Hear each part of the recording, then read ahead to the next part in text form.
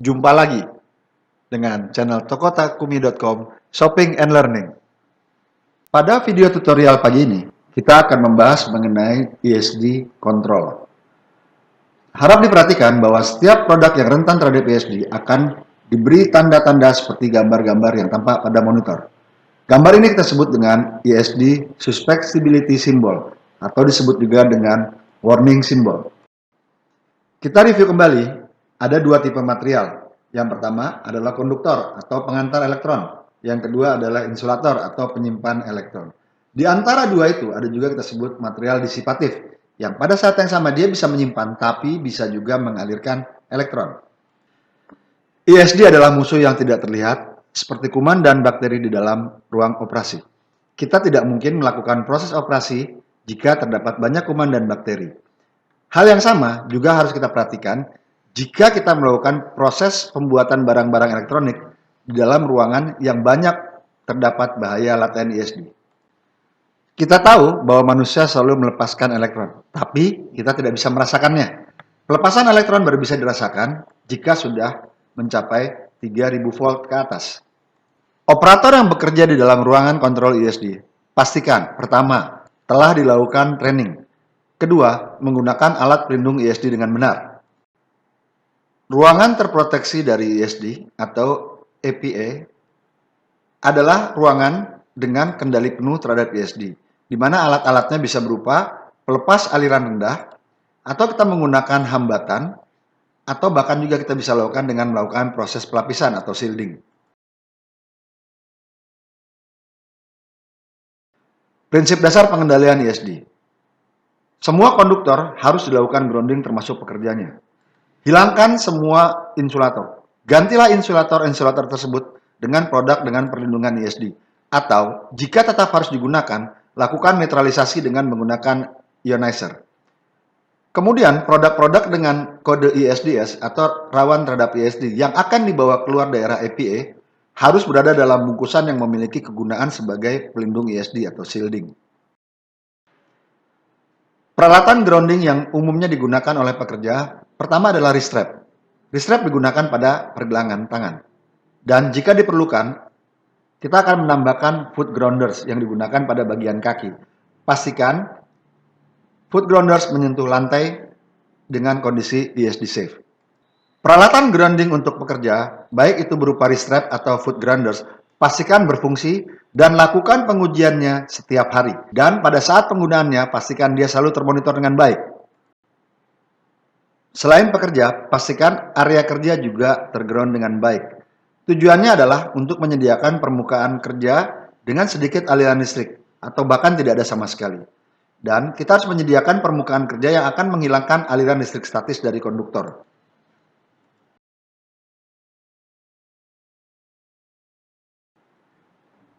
Pekerja yang telah mendapatkan pelatihan tentang ESD pasti akan selalu memindahkan semua insulator dan peralatan pribadi dari area kerja. Dan pada area kerja, kabel grounding selalu dicek untuk memastikan telah terpasang dengan baik. Hal ini sesuai dengan permintaan dari persyaratan umum mengenai ESD control. Sangat penting diperhatikan untuk selalu membersihkan permukaan area kerja dengan pembersih ESD. Pastikan permukaan kerja harus terawat dengan baik, dan jika dibersihkan, pastikan hanya menggunakan ESD cleaner. Seperti yang pernah dijelaskan sebelumnya, bahwa material insulator itu tidak bisa dilakukan grounding, sehingga aliran elektrostatik akan tetap berada pada insulator tersebut. Satu-satunya cara adalah dengan menembakkan aliran ion yang dihasilkan melalui ionizer. Untuk penggunaannya, pastikan bahwa jarak antara ionizer dengan produk ISDS selalu terjaga pada jarak yang cukup. Tapi yang paling utama adalah kita harus mengganti bahan-bahan insulatif dengan menggunakan material-material yang sudah terlindung dari ESD. Sehingga kita tidak perlu sibuk untuk melakukan ionisasi lagi. Untuk penggunaan ionizer, kita melakukan semburan langsung dari ionizer tersebut kepada material dengan kategori ISDS atau sensitif terhadap ESD. Karena ionizer ini akan menghasilkan aliran ion positif dan aliran ion negatif secara terus-menerus. Jadi dia selalu disemprotkan untuk melindungi area kerja. dan dia akan bisa menurunkan aliran listrik statis pada insulator atau konduktor yang dalam kondisi terisolasi. Jangan lupa, untuk perawatan ionizer ini, karena di dalamnya terdapat emitter atau penghasil ion dan filter, harus dilakukan kalibrasi dan pembersihan secara berkala.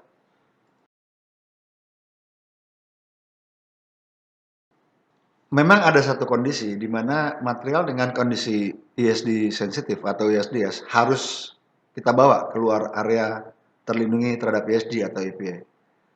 Untuk itu, cara yang paling efektif adalah kita menggunakan kantong logam tertutup atau kita menggunakan kotak pengangkut yang berlapis konduktif. Dan kita berharap hal ini bisa dilakukan karena adanya efek sangkar Faraday atau Faraday cage, di mana ruang tertutup dari bahan konduktor pasti akan mampu melindungi dari medan listrik statis dari eksternal. Agar efektif, kemasan-kemasan ESD safe ini harus dalam kondisi tertutup, dan kemasan ini hanya boleh dibuka pada ruangan dalam kategori EPA atau terlindung terhadap ESD dan dilakukan oleh operator yang telah tergrounding dengan benar. Sekarang kita ingin melakukan proteksi pada area kerja. Untuk area kerja yang terlindung dari ESD adalah area yang sudah dirancang dan disiapkan agar pengendalian aliran listrik dilakukan dengan efektif. Yang pertama, semua sudah tergrounding dengan baik, termasuk pekerjanya. Kedua, insulator semua tersingkirkan. Tidak ada insulator di sana, atau kalaupun harus ada insulator, pastikan dilakukan netralisasi dengan menggunakan ionizer. Beberapa produk pengendali ESD yang biasanya digunakan di dalam area EPA atau terproteksi dari ESD. Pertama adalah yang paling mudah adalah singkirkan semua isolator. Tidak ada isolator dalam ruangan tersebut. Atau kita ganti dengan material-material dalam kategori ESD control. Misalnya baju kerja, orang bilang smoke atau jumpsuit, atau sarung tangan.